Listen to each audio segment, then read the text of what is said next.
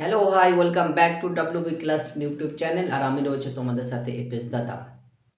তো আজকের আমাদের ক্লাসের বিষয়বস্তু হচ্ছে অ্যাকচুয়াল বিশিষ্ট দ্বিঘাত সমীকরণ। তো চলো ক্লাস শুরু করা যাক। তো আমরা বোর্ডে লিখে দিয়েছি যে অ্যাকচুয়াল বিশিষ্ট দ্বিঘাত সমীকরণ, যেটা ক্লাস দশম শ্রেণীর চ্যাপ্টার নাম্বার 1। তো এটা আমরা পুঙ্খানুপুঙ্খভাবে শিখে নিব। আজকে মেনলি আমরা থিওরি পোর্শনটাই শিখব। তো চলো শিখে নিই। তো প্রথমত আমরা লক্ষ্য করব টাইটেলটার দিকে, যে চ্যাপ্টারের নাম হচ্ছে অ্যাকচুয়াল বিশিষ্ট দ্বিঘাত সমীকরণ। তো প্রত্যেকটা শব্দের নিরসন করে দেব। বলছে এখানে অ্যাকচুয়াল। তো অ্যাকচুয়াল মানে কি স্যার? না, অ্যাকচুয়াল আমি এখানে লিখে নিয়েছি। অ্যাকচুয়াল মানে বোঝাচ্ছে যে একই ধরনের চল। অ্যাকচুয়াল বলতে বোঝানো হয়েছে একই ধরনের চল। এবার চল কি? চল বুঝতে গেলে আমাদের কনসেপ্ট জানতে হবে একটা গণিতের, সেটা হচ্ছে রাশি। গণিতে রাশি দুই প্রকারের হয়, একটা হয় চল, একটা চলরাশি, একটা হয় ধ্রুবক রাশি। তো চলরাশি কোনগুলো?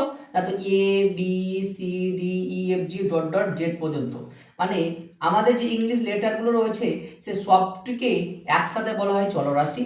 আর ধ্রুবক রাশি 0 1 2 3 4 এরকম ডট ডট করে ইনফাইনাইট পর্যন্ত শেষ সংখ্যাগুলোকে বলা হয় স্যার ধ্রুবক রাশি।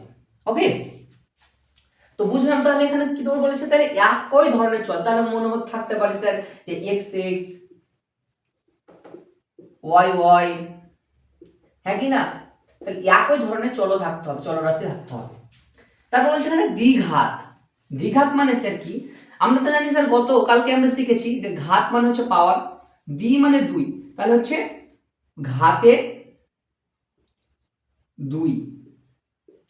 ওকে, বা ঘাতে দুই। তার মানে দ্বিঘাত বলতে সর্বোচ্চ ঘাত তার দুই হবে, সর্বোচ্চ ঘাতটা তার হবে দুই, সর্বোচ্চ ঘাত হবে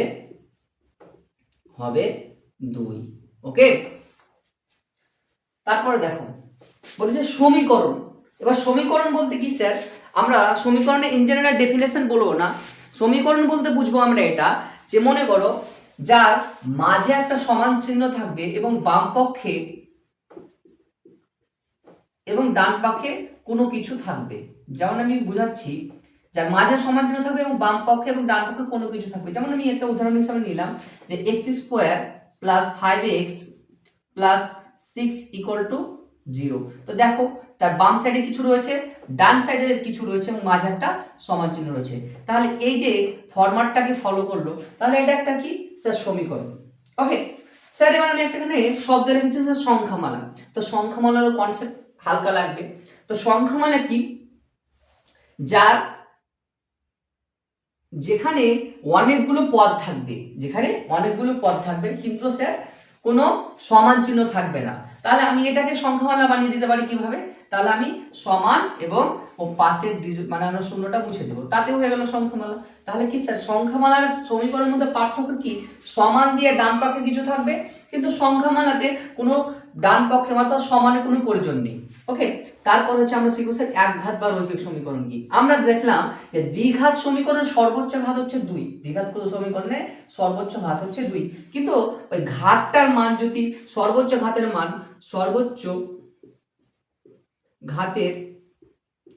মান যদি 1 হয়, তখন তাকে একঘাত বা রৈখিক সমীকরণ বলে। ওকে, এখানে আরেকটা কনসেপ্ট লাগবে স্যার সহগের কনসেপ্ট। কি লাগবে স্যার? সহগের কনসেপ্ট। এখানে আরেকটা জিনিস লাগবে স্যার সহগের কনসেপ্ট। তো সহগের কনসেপ্ট আমি বোঝাতে চাইছি যে চলরাশির সাথে যা লেগে থাকবে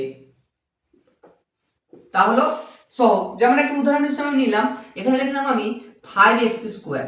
তাহলে আমি তোমাকে যদি প্রশ্ন করি x স্কোয়ারের সহগ কত, তাহলে উত্তর হয়ে যাবে 5। তাহলে তার দেখো x স্কোয়ারের সামনে কি লেখা আছে? 5। এখন তোমাকে যদি আমি প্রশ্ন করি 3y, এখানে y এর সহগ কত, তাহলে উত্তর হয়ে যাবে স্যার 3। তাহলে এখানে y এর সহগ হয়ে যাবে 3।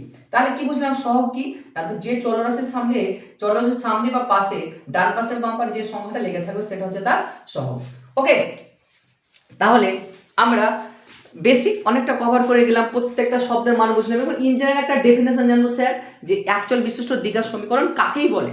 ওকে, তো যে সমীকরণকে ax square plus bx plus c equal to 0 সমীকরণ আকারে প্রকাশ করা যায় এবং a নট ইকুয়াল টু 0 তাকে বলা হয় অ্যাকচুয়াল বিশিষ্ট দ্বিঘাত সমীকরণ। তো আমি ডেফিনেশনটা লিখে দিচ্ছি।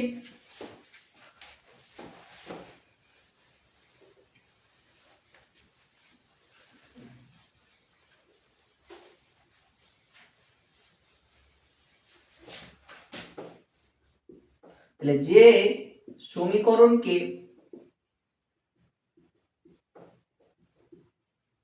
ax square plus bx plus c equal to 0 সমীকরণ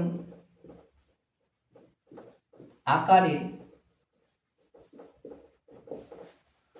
প্রকাশ করা যায় এবং যেখানে a, b, c বাস্তব সংখ্যা এবং a নট ইকুয়াল টু 0 তখন তাকে অ্যাকচুয়াল বিশিষ্ট দ্বিঘাত সমীকরণ বলে।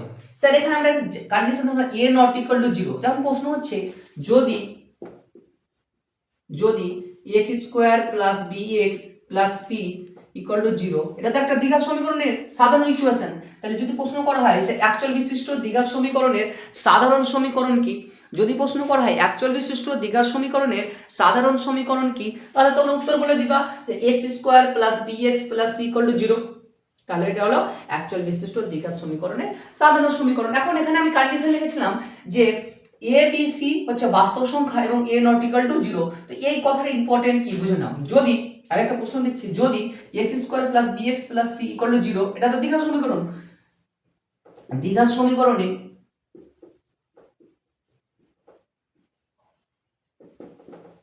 a সমান 0 হলে কি হবে? তো উত্তর হবে সেটা একঘাত বা রৈখিক সমীকরণ হয়ে যাবে, রৈখিক সমীকরণ হবে। কেন? যদি আমি কেন নিরসন করে দিচ্ছি, যেমন মনে করো আমি এখানে সমীকরণটা লিখলাম x square plus bx plus c okay equal to 0। তাহলে এখানে বলেছি a এর মান 0, তাহলে a এর মান 0 মানে 0 a জায়গায় দিয়ে রিফ্লেক্স করে দিলাম x স্কয়ার, তাহলে plus bx plus c equal to 0। তাহলে 0 এর সাথে যাই মাল্টিপ্লিকেশন করো না কেন তুমি আলটিমেটলি 0 হবে। তাহলে 0 আলটিমেটলি 0 লিখে রাখলাম, আপাতত পরের লাইনে রিমুভ করে দিব bx plus c equal to 0। তাহলে bx plus c equal to 0।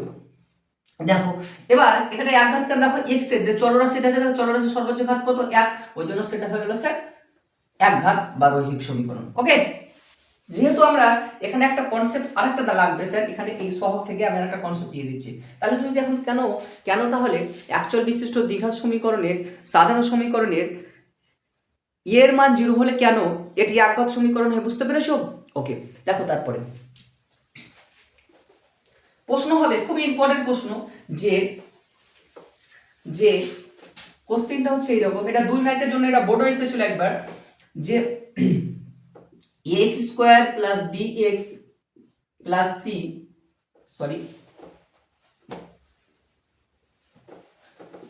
ax square plus bx plus c equal to 0 দ্বিঘাত সমীকরণে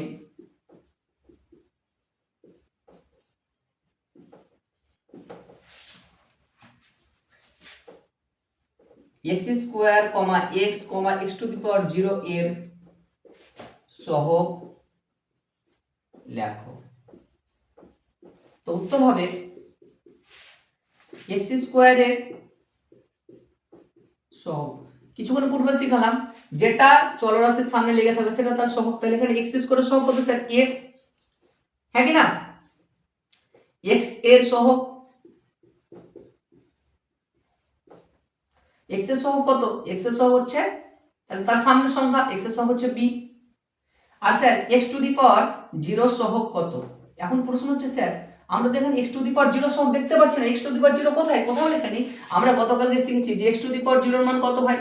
1 হয়।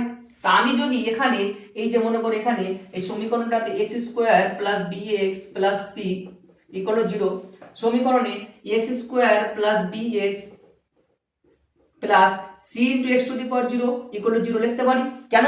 যেহেতু এক্স টু দি পাওয়ার 0 এর মান 1, তাহলে 1 এর সাথে যদি আমরা সি গুণ করি, যেহেতু সি এর সাথে যদি আমরা 1 গুণ করি তাহলে সি পাবো, তাহলে আমরা আলটিমেটলি আগের লাইনই পেয়ে যাচ্ছি না। তো দেখো সেই সাথে এবার দেখো যে x to the power 0, x to the power 0 তার সামনে কি সংখ্যা হয়ে যাবে? সি, তাহলে এক্স টু দি পাওয়ার 0 সংখ্যা হয়ে যাবে সি। তাহলে এটা খুব ইম্পর্টেন্ট প্রশ্ন, যেটা একবার বোর্ডে এসেছিল যে x square plus b x plus c দ্বিঘাত সমীকরণ এক্স স্কোয়ার এক্স এবং এক্স টু দি পাওয়ার 0 সহগ কত? তাহলে হবে এক্স স্কোয়ারের সহগ হবে এ, এক্স এর সহগ হবে বি এবং এক্স টু দি পাওয়ার 0 সহগ হবে সি। তো 1.1 করতে গেলে আমাদের এইটুকুই ফর্মুলার প্রয়োজন রয়েছে। তো আপাতত আজকে থিওরি পোর্শনটা থাক, নেক্সট ডে থেকে কোর্সে দেখি 1.1 শুরু করব।